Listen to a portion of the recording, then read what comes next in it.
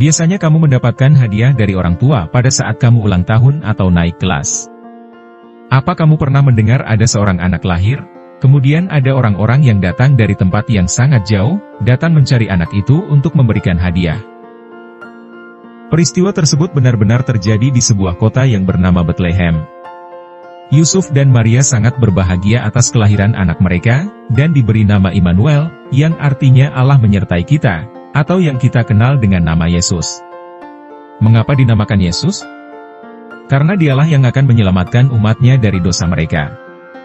Supaya genaplah yang difirmankan Tuhan oleh Nabi, sesungguhnya, anak darah itu akan mengandung dan melahirkan seorang anak laki-laki, dan mereka akan menamakan dia Immanuel, yang berarti, Allah menyertai kita. Ternyata kelahiran Tuhan Yesus ini diketahui juga oleh orang-orang yang tinggal di tempat yang sangat jauh dari kota Bethlehem tanah Yudea. Mereka adalah orang-orang Majus. Bagaimana mereka tahu? Apakah malaikat yang memberitahukan kepada orang-orang Majus, sebagaimana malaikat itu datang kepada para gembala domba untuk memberitahukan kelahiran Tuhan Yesus? Tidak seperti itu. Orang-orang Majus ini mengetahuinya dari sebuah bintang. Karena mereka adalah orang-orang yang ahli tentang ilmu perbintangan. Luar biasa. Ternyata Allah menggunakan bintang ciptaannya untuk memberikan tanda kepada para Majus, bahwa ada seorang raja yang telah lahir. Karena itu, pada waktu orang-orang Majus tiba di Yerusalem, mereka bertanya, di manakah dia, raja orang Yahudi yang baru dilahirkan itu? Kami telah melihat bintangnya di timur dan kami datang untuk menyembah dia. Seluruh warga di Yerusalem bahkan Raja Herodes, yang pada waktu itu memerintah, sangat terkejut mendengar pertanyaan para Majus itu. Herodes menjadi sangat khawatir. Jangan-jangan raja yang telah lahir itu akan menggantikannya.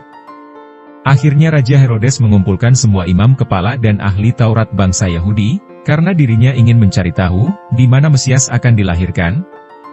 Dan berdasarkan keterangan para imam dan ahli Taurat, ternyata Mesias, Juru Selamat, itu lahir di Bethlehem di tanah Yudea, karena memang seperti itulah yang telah disampaikan Nabi Mika sebelumnya. Jauh sebelum Raja Herodes lahir, sebelum para Majus lahir, bahkan sebelum Tuhan Yesus lahir ke dunia. Seperti apa bunyi keterangan yang disampaikan para imam dan ahli Taurat itu? Dan engkau Bethlehem, tanah Yehuda, engkau sekali-kali bukanlah yang terkecil di antara mereka yang memerintah Yehuda, karena daripadamulah akan bangkit seorang pemimpin, yang akan menggembalakan umatku Israel. Keterangan ini sangat cocok dengan apa yang disampaikan oleh Nabi Mika dalam nubuatannya, yaitu, tetapi engkau, hai Bethlehem Efrata, hai yang terkecil di antara kaum-kaum Yehuda, daripadamu akan bangkit bagiku seorang yang akan memerintah Israel, yang permulaannya sudah sejak purbakala, sejak dahulu kala. Mendengar hal itu, Herodes secara diam-diam memanggil orang-orang Majus itu dan bertanya kepada mereka, dan akhirnya Raja Herodes menyuruh orang-orang Majus ini ke Bethlehem, dan berpesan kepada mereka, sesudah kamu menemukan dia, kabarkanlah kepadaku supaya aku pun datang menyembah dia. Maka berangkatlah orang-orang Majus itu. Dan lihatlah, bintang yang mereka lihat di timur itu mendahului mereka hingga tiba dan berhenti di atas tempat di mana Tuhan Yesus berada, dan ketika orang-orang Majus itu melihat bintang itu, mereka sangat bersukacita. Bukan hanya memberikan tanda kepada orang-orang Majus, bintang yang mereka lihat di timur itu, menuntun dan mendahului mereka, dan berhenti di atas tempat di mana Yesus berada. Dalam Alkitab dikatakan, maka masuklah mereka ke dalam rumah itu dan melihat anak itu bersama Maria, ibunya, lalu sujud menyembah dia. Mereka pun membuka tempat harta bendanya dan mempersembahkan kepadanya, yaitu emas, kemenyan dan mur. Itulah hadiah yang dipersembahkan para Majus kepada Tuhan Yesus, yang adalah Raja, sebagaimana yang dipelajari dan diketahui oleh para Majus. Sesudah itu, mereka kembali ke negeri mereka. Apakah mereka lupa bahwa seharusnya mereka kembali dan melapor kepada Raja Herodes bahwa mereka sudah bertemu dengan Tuhan Yesus? Tentu tidak. Karena mereka sudah diperingatkan supaya jangan kembali kepada Raja Herodes. Tetapi langsung pulang ke negerinya melalui jalan lain. Karena Raja Herodes punya niat jahat. Apa itu? Hal yang sama diperingatkan oleh malaikat kepada Yusuf melalui mimpi. Malaikat itu berkata, bangunlah. Ambillah anak itu serta ibunya, larilah ke Mesir dan tinggallah di sana sampai aku berfirman kepadamu, karena Herodes akan mencari anak itu untuk membunuh dia. Apakah kamu tahu tujuan utama Yesus datang ke dunia? Sama seperti anak-anak pada umumnya, Yesus juga semakin lama semakin bertumbuh besar, menjadi orang dewasa. Bukan hanya secara fisik saja Yesus bertumbuh. Alkitab mengatakan, dan Yesus makin bertambah besar dan bertambah hikmatnya dan besarnya, dan makin dikasihi oleh Allah dan manusia. Nah, di saat sudah dewasa, maka tujuan utama Yesus datang ke dunia semakin dinyatakan dan Yesus sudah siap untuk memberikan hadiah terbaik untuk kamu dan saya, untuk semua orang. Nah, hadiah apakah itu? Yesus memiliki murid-murid sekaligus sahabat-sahabatnya yang menemani Yesus berjalan berkeliling untuk mengajar dan melakukan banyak perbuatan ajaib, mujizat. Pada satu kesempatan, Tuhan Yesus pernah berkata kepada murid-muridnya, "Di rumah Bapakku banyak tempat tinggal. Jika tidak demikian, tentu aku mengatakannya kepadamu. Sebab aku pergi ke situ untuk menyediakan tempat bagimu." Wah, ternyata hadiah terindah yang Tuhan Yesus siapkan bagi kamu dan saya adalah tempat tinggal di rumah Bapa. Nah, seperti apa rumah Bapa itu? Mengapa rumah Bapa itu dikatakan sebagai hadiah terindah bagi semua manusia? Coba adik-adik perhatikan. Ini adalah kado berwarna kuning emas. Tahukah adik-adik apa nama benda berwarna kuning yang biasanya digunakan menjadi bahan perhiasan seperti cincin, gelang, kalung, anting-anting dan lain-lain? Ya, namanya adalah emas. Emas itu mahal harganya. Dalam Alkitab dikatakan, dan ke-12 pintu gerbang itu adalah 12 mutiara, setiap pintu gerbang terdiri dari 1 mutiara dan jalan-jalan kota itu dari emas murni bagaikan kaca bening. Inilah yang dimaksud oleh Tuhan Yesus sebagai rumah Bapa, yaitu sorga yang indah, di mana jalannya terbuat dari emas murni. Dikatakan juga bahwa di surga Allah akan menghapus segala air mata, itu berarti tidak ada lagi kesedihan di sana. Kematian juga tidak akan ada lagi, tidak akan ada lagi perkabungan, atau ratap tangis, atau duka cita, sebab segala sesuatu yang lama itu telah berlalu. Wah, betapa senangnya di surga, adik-adik. Tuhan Yesus menyediakan tempat bagi kamu dan saya di surga. Apakah kamu mau pergi ke sana? Engku, enci juga mau pergi ke surga. Tapi, ternyata ada satu hal yang membuat kita semua tidak boleh ke surga. Apa itu? Dosa.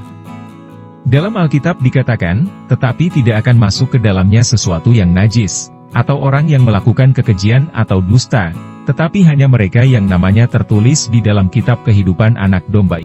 Coba kamu perhatikan. Ada warna hitam di samping warna kuning ini. Warna hitam ini menggambarkan kegelapan. Adik-adik dan enci, engku adalah manusia berdosa, dan orang berdosa itu diumpamakan sebagai orang yang berjalan dalam kegelapan. Jadi warna hitam ini mengingatkan bahwa kita semua adalah orang berdosa. Karena dosa kita semua tidak boleh ke sorga. Alkitab mengatakan, karena semua orang telah berbuat dosa dan telah kehilangan kemuliaan Allah. Sayang sekali, ya. Padahal Tuhan Yesus sudah menyediakan tempat bagi kamu dan saya, tapi karena kita semua telah berbuat dosa, akhirnya kita tidak boleh pergi ke surga. Jadi, apa yang harus kita lakukan supaya boleh pergi ke surga? Berbuat baik, rajin beribadah, memberikan persembahan itu perlu kamu dan saya lakukan. Tapi ingat, bukan karena hal-hal itu kita berhak masuk surga. Dosa pertama terjadi di Taman Eden. Saat itu Adam dan Hawa telah melanggar perintah Allah, atau dengan kata lain mereka tidak taat. Tapi pada saat itu juga Allah menjanjikan seorang juru selamat bagi manusia. Allah tahu bahwa kita tidak dapat menghapus dosa-dosa kita. Ia ingin supaya kita semua boleh masuk surga. Kamu tahu apa yang Allah lakukan? Ia datang ke dunia, lahir menjadi manusia di dalam diri Tuhan Yesus. Sekarang adik-adik pasti sudah mengerti mengapa Allah datang ke dunia dan menjelma menjadi manusia dalam diri Tuhan Yesus, dan dilahirkan ke dunia. Jika tadi kamu sudah mendengarkan peristiwa kelahiran Tuhan Yesus, sekarang mari kita dengarkan apa yang Tuhan Yesus lakukan ketika ia sudah dewasa. Tuhan Yesus melakukan banyak mujizat. Ini adalah bukti bahwa ia berkuasa melakukan apa saja. Meski Tuhan Yesus selalu melakukan perbuatan baik, tapi ada orang-orang yang tidak suka dan mereka berusaha untuk menangkap Tuhan Yesus. Bahkan orang-orang itu berusaha membunuh Tuhan Yesus. Memang Tuhan Yesus mengatakan bahwa dirinya akan diserahkan ke dalam tangan manusia untuk mati. Tapi bukan dengan cara dibunuh. Tetapi Yesus sendiri akan menyerahkan hidupnya untuk mati di kayu salib. Nah, inilah yang Tuhan Yesus lakukan bagi kamu dan saya. Dia rela mati menyerahkan nyawanya dengan cara mati di kayu salib, supaya semua manusia boleh mendapatkan tempat di surga. Warna merah ini mengingatkan kamu dan saya, darah Yesus yang suci tercurah di kayu salib untuk menanggung dosa-dosa kita. Kamu dan saya yang seharusnya dihukum, tetapi Tuhan Yesus rela menggantikan kita karena kasih-Nya untuk semua manusia. Tuhan Yesus telah menanggung semua dosa, tapi tidak semua orang yang dosanya dihapuskan, diampuni.